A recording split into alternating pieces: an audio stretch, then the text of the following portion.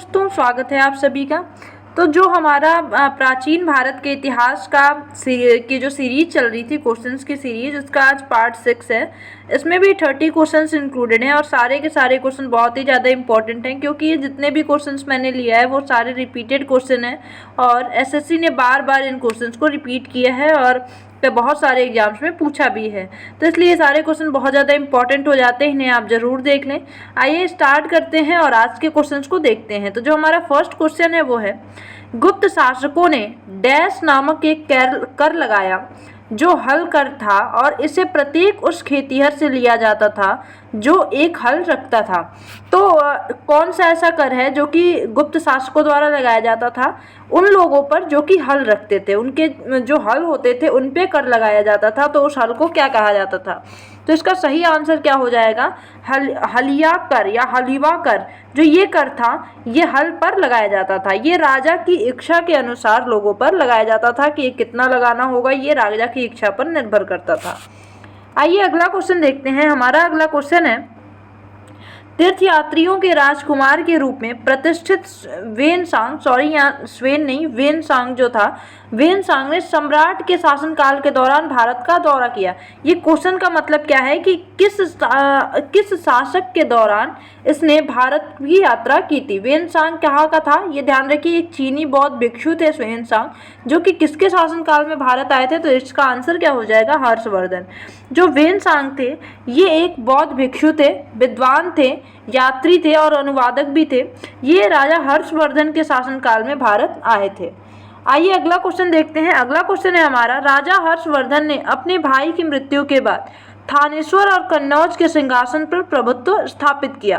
तो अपने भाई इनके कौन थे? क्वेश्चन का मतलब यहाँ पे ये है कि इनके भाई कौन थे यहाँ पे। तो आंसर क्या हो जाएगा? अपने कौन से भाई के मृत्यु के बाद इन्होंने कन्नौज पर अपना सिंहासन या प्रभुत्व स्थापित किया? तो इसका आंसर हो जाएगा राज्यवर्धन। जो इनके भाई थे राज्यवर्धन, इनकी मृत्यु हो गई और इनकी मृत्यु के बाद राजा हर्षवर्धन ने कन्नौज के और थानेश्वर के सिंहासन पर अपना प्रभुत्व स्थापित कर लिया था। जो प्रभाकर थे, ये इनके दो बेटे थे, राज्यवर्धन और हर्षवर्धन। राज्यवर्धन की हत्या जो थी वो बंगाल के गौड़ साम्राज्य के शासक शशांक ने कर दी थी। तो ये ध्यान रखिए कि राज्यवर्धन की हत्या किसके द्वारा की गई थी? शशांक, जो कि एक बहुत नामी शासक थे, तो इनके द्वारा इनकी हत्या कर दी गई थी। जैसे ही राज्यवर्धन की मृत्यु हुई तो उसके बाद से 7वीं शताब्दी के आसपास हर्षवर्धन राज सिंहासन पर बैठे थे। आइए अगला क्वेश्चन देखते हैं। हमारा अगला क्वेश्चन है, हर्षचरित कन्नौज के शासक हर्षवर्धन की जीवनी है जो उनके दरबारी कवि द्वारा संस्कृत में रचित है। उनका दरबारी कवि कौन है? ये किसके द्वारा लिखा गया है? तो इसका आंसर क्या हो जाएगा? इसका आंसर हो जाएगा बाणभट्ट। बाणभट्ट द्वारा हर्षवर्धन की जीवनी लिखी गई है, जिसे हर्षचरित के नाम से जाना जाता है। बाणभट्ट की ही एक प्रसिद्ध उपन्यास कादम्बरी भी इन्हीं की लिखी हुई रचना है। तो ध्यान रखिए, कादम्बरी भी किसकी रचना है? ये बार बार पूछा जाता है। कादम्बरी भी किसकी रचना है? बाणभट्ट की ही रचना है। अगला क्वेश्चन है हमारा, किस स्तंभ शिलालेख में समुद्रगुप्त की उपलब्धियों को अभिलिखित की गई है जो अपनी विजय के लिए नेपोलियन ऑफ इंडिया के नाम से जाना जाता है? तो पूछा गया है कि ये जो चार स्तंभ दिए गए हैं, इनमें से किस स्तंभ में समुद्रगुप्त की उपलब्धियों को अभिलिखित किया गया है और किस स्तंभ में उसे भारत का नेपोलियन भी कहा गया है? तो इसका आंसर क्या हो जाएगा? इसका आंसर हो जाएगा इलाहाबाद स्तंभ, मतलब प्रयागराज स्तंभ जो है। जो प्रयागराज स्तंभ है, इसके ऊपर जो ये समुद्रगुप्त थे, इनके दरबारी कवि थे हरिसेन। ध्यान रखिए, इनके दरबारी कवि कौन थे? हरिसेन, जिन्होंने प्रयाग प्रशस्ति की रचना की। प्रयाग प्रशस्ति मतलब वही इलाहाबाद स्तंभ पे जो भी चीज़ें अभिलिखित की गई उसे प्रयाग प्रशस्ति के नाम से जानते हैं। और इसे बनाने वाले कौन थे? हरिसेन थे। हरिसेन कौन थे? समुद्रगुप्त के ही दरबारी कवि थे। आइए अगला क्वेश्चन देखते हैं। अगला क्वेश्चन है हमारा, पुष्यभूति जिन्होंने थानेश्वर से शासन किया था डैश राजवंश के शासक थे। वो किस राजवंश के शासक थे? तो इसका आंसर क्या हो जाएगा? इसका आंसर हो जाएगा वर्धन वंश। ये जो थे पुष्यभूति, ये वर्धन वंश के शासक थे। वर्धन वंश को ही पुष्यभूति वंश के नाम से भी जाना जाता है। तो इसे आप ध्यान रखें, वर्धन वंश को ही पुष्यभूति वंश के नाम से भी जाना जाता है। आइए अगला क्वेश्चन देखते हैं। हमारा अगला क्वेश्चन है, निम्न में से किस शासक ने अपनी प्रजा और अधिकारियों के लिए पत्थर की सतहों पर अपने संदेश उत्कीर्णित किए थे। तो ये बहुत सिंपल क्वेश्चन है क्योंकि हमने बहुत बार देखा है इसको। तो ये करने वाले कौन थे? अशोक थे। अशोक थे जिन्होंने अपनी बातों को इन्होंने पत्थरों पर अभिलिखित करवाया था, उत्कीर्णित करवाया था। तो इसे आप ध्यान रखिए, अशोक जो थे इन्होंने बहुत सारे शिलालेख बनवाए थे। जो अनपढ़ थे उनको इन्होंने निर्देश दिया था कि उनके लिए इन शिलालेखों को पढ़ के सुनाया जाए, क्योंकि इन्होंने बौद्ध धर्म को अपना लिया था और बौद्ध धर्म की शिक्षा के लिए इन्होंने बहुत सारे अभिलेख भी बनवाए थे। अगला क्वेश्चन देखते हैं। अगला क्वेश्चन है, चंद्रगुप्त ने डैश के खिलाफ विद्रोह का नेतृत्व किया और उन्हें पराजित किया। तो जो चंद्रगुप्त थे इन्होंने किसके विरुद्ध में विद्रोह की जो अपनी विद्रोह का नेतृत्व इन्होंने किसके विरुद्ध किया था? तो इसका आंसर क्या हो जाएगा? नंदों के विरुद्ध। जो नंद वंश था उनके विरोध में उनका इन्होंने विद्रोह किया और इन्होंने मौर्य वंश की स्थापना की। चंद्रगुप्त मौर्य ने चाणक्य की मदद से मौर्य वंश की स्थापना की थी। नंद वंश ऐसी बातें कही जाती है कि जो नंद वंश के शासक धनानंद थे इन्होंने चाणक्य का अपमान किया था और उसका बदला लेने के लिए चाणक्य ने चंद्रगुप्त को पूरी तरह से तैयार किया ताकि वो नंद वंश का अंत कर सकें, और उनका अंत करने के बाद चंद्रगुप्त मौर्य ने मौर्य वंश की स्थापना की थी। अगला क्वेश्चन है हमारा, कंटक शोधन नामक न्यायालय का प्रचलन डैश साम्राज्य में था। जो ये कंटक शोधन था ये किस साम्राज्य में इसका प्रचलन था? तो इसका आंसर क्या हो जाएगा? इसका आंसर हो जाएगा मौर्य साम्राज्य में। मौर्य साम्राज्य में जो ये कंटक शोधन था ये एक तरह का न्यायालय था। इसमें प्रशासनिक न्यायालयों की सभी विशेषताएं विद्यमान थी। तो ध्यान रखिए, ये जो कंटक शोधन था एक तरह का न्यायालय था और आधुनिक जो प्रशासनिक जो भी न्यायालय होते हैं उनकी सभी सुविधाएं कंटक शोधन में मौजूद थी। और ये किस समय पे था? मौर्यों के शासनकाल में इसको बनाया गया था। अगला क्वेश्चन है हमारा, अशोक के लघु शिलालेख भारत के विभिन्न भागों में पाए गए हैं। कर्नाटक के निम्नलिखित में से कौन से स्थल पर अशोक के लघु शिलालेख नहीं मिले हैं? तो इनमें से ये 4 ऑप्शन दिए हुए हैं और पूछ क्या रहा है कि इनमें से कौन सी ऐसी जगह है जहां से अशोक के लघु शिलालेख नहीं पाए गए हैं। तो इसका आंसर क्या हो जाएगा? इसका आंसर हो जाएगा ब्रह्मगिरी। ब्रह्मगिरी से अशोक के अभी तक के कोई शिलालेख नहीं पाए गए हैं, कोई भी लघु शिलालेख नहीं पाए गए हैं। अगला क्वेश्चन देखते हैं हमारा, भारतीय नेपोलियन की उपाधि किसे दी गई है? तो अभी हमने देखा प्रयाग प्रशस्ति में चंद जो समुद्रगुप्त थे उनको भारत का नेपोलियन कहा गया। तो इसका आंसर क्या हो जाएगा? समुद्रगुप्त। इन्हें भारत का नेपोलियन कहा गया है। इनके दरबारी कवि कौन थे? हरिसेन थे, जिन्होंने प्रयाग प्रशस्ति की रचना की थी। आइए अगला क्वेश्चन देखते हैं, पहला ज्ञात गुप्त शासक कौन था? तो गुप्त शासक मतलब गुप्त शासक के संस्थापक जिसको हम कह सकते हैं कौन थे? तो इसका आंसर हो जाएगा श्रीगुप्त। श्रीगुप्त को ही गुप्त वंश का संस्थापक भी कहा जाता है। ये अगर पूछा जाए कि गुप्त वंश के महान जो सम्राट थे वो कौन थे, तो चंद्रगुप्त प्रथम जो थे ये महान सम्राटों में से एक थे। महान सम्राट जो कहा जाए ये यही थे, चंद्रगुप्त प्रथम। और संस्थापक कौन थे या पहले कौन थे? श्रीगुप्त जी थे। आइए अगला क्वेश्चन देखते हैं। अगला क्वेश्चन है हमारा, निम्नलिखित में से कौन सा अभिलेख प्रयाग प्रशस्ति के नाम से जाना जाता है? तो ये हमने क्वेश्चन देख लिया है। जो इलाहाबाद स्तंभ है, इलाहाबाद स्तंभ शिलालेख, इसको प्रयाग प्रशस्ति नाम से जाना जाता है। इसको लिखने वाले कौन थे? तो हरिसेन थे, जो कि समुद्रगुप्त के क्या थे? दरबारी कवि थे। समुद्रगुप्त को भारत के नेपोलियन के नाम से भी जाना जाता है। हमने बहुत बार देख लिया और बहुत बार क्वेश्चन भी पूछता है, तो इसलिए हमारे लिए बहुत ही अच्छा होने वाला है। अगला क्वेश्चन देखते हैं, प्राचीन भारत में प्राचीनतम बौद्ध विश्वविद्यालय का नाम बताइए। तो ये क्वेश्चन तो बहुत बार रिपीट हुआ है और बहुत इजी भी है। तो इसका आंसर क्या हो जाएगा? तक्षशिला। तक्षशिला जो है ये प्राचीन बौद्ध विश्वविद्यालय है, जो कि बहुत ही ज़्यादा प्राचीन है, प्राचीनतम इसे कहा जाता है। इसका निर्माण जो हुआ लगभग 10वीं BC में इसका निर्माण हुआ था। अगला क्वेश्चन देखते हैं हम, द्वितीय पांड्यन साम्राज्य के भूमि माप का उल्लेख किसमें किया गया है? तो जो पांड्यन साम्राज्य था, द्वितीय पांड्यन साम्राज्य, उसमें जो भूमि माप के उल्लेख जो किए गए वो किसमें किए गए? तो इसका आंसर क्या हो जाएगा? इसका आंसर हो जाएगा थलवईपुरम में। थलवईपुरम मतलब थलवईपुरम की जो तांबे की प्लेटें हैं इस पे द्वितीय पांड्यन साम्राज्य की भूमि माप का उल्लेख किया गया है। तो इससे आप ध्यान रखें। अगला क्वेश्चन देखते हैं हम। अगला क्वेश्चन है हमारा, गुप्त वंश का अंतिम शासक कौन था? तो इसका आंसर क्या हो जाएगा? गुप्त वंश का अंतिम शासक कौन था? विष्णुगुप्त थे। गुप्त वंश का अंतिम शासक विष्णुगुप्त थे। इनका जो शासन काल रहा था लगभग 540 से 550 ईस्वी तक रहा था। तो इसे आप ध्यान रखें। अगला क्वेश्चन हम देखते हैं, चालुक्य शासक पुलकेशिन की हर्षवर्धन पर विजय का वर्ष था। जो चालुक्य शासक थे पुलकेशिन, इन्होंने हर्षवर्धन पर कब अपना जीत पाया था, कब विजय पाई थी? तो इसका आंसर क्या हो जाएगा? 618 ईस्वी में। 618 ईस्वी में चालुक्य शासक पुलकेशिन ने हर्षवर्धन पर विजय पाई थी। जो पुलकेशिन थे, इन्होंने खुद को दक्षिण का स्वामी घोषित किया था और हर्ष ने खुद को उत्तर का स्वामी घोषित किया था। तो ये उस समय के बहुत ही महान शासक थे।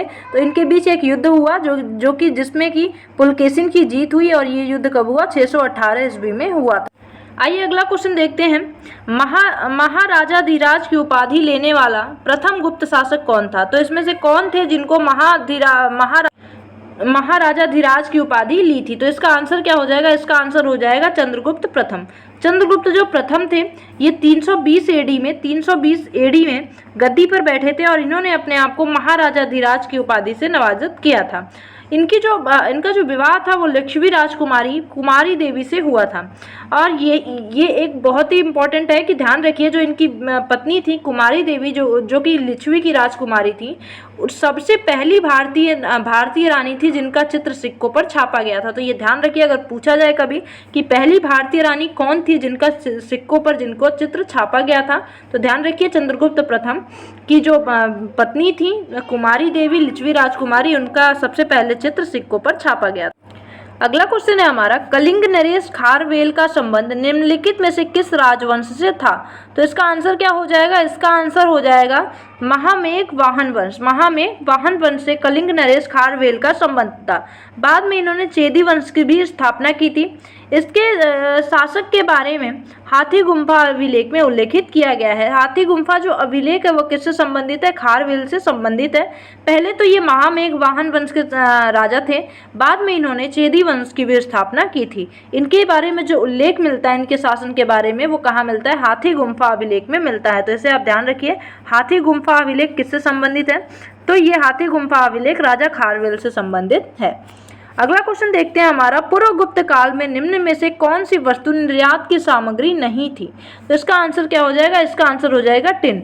गुप्त काल में सोना, चांदी, तांबा, लोहा, सीसा और कांच जैसी धातुएं क्या की जाती थी? निर्यात की जाती थी, जबकि जो टिन था उसे आयात किया जाता था। तो इससे आप ध्यान रखिए, लोहा, सोना, चांदी, कांसा, ये सारी चीज़ें जो हमारा गुप्त काल था इसमें निर्यात की जाती थी, मतलब कि बेची जाती थी, परंतु जो टिन था उसे आयात किया जाता था। अगला क्वेश्चन है हमारा, निम्नलिखित में से किसके शासन काल में वेनसांग ने पल्लवों की राजधानी कांचीपुरम का भ्रमण किया था? तो इसका आंसर क्या हो जाएगा? इसका आंसर हो जाएगा नरसिंह वर्मन प्रथम के शासन काल में वेनसांग ने पल्लवों की राजधानी कांचीपुरम का जो भ्रमण किया था। तो इसका आंसर क्या हो जाएगा? नरसिंह वर्मन प्रथम।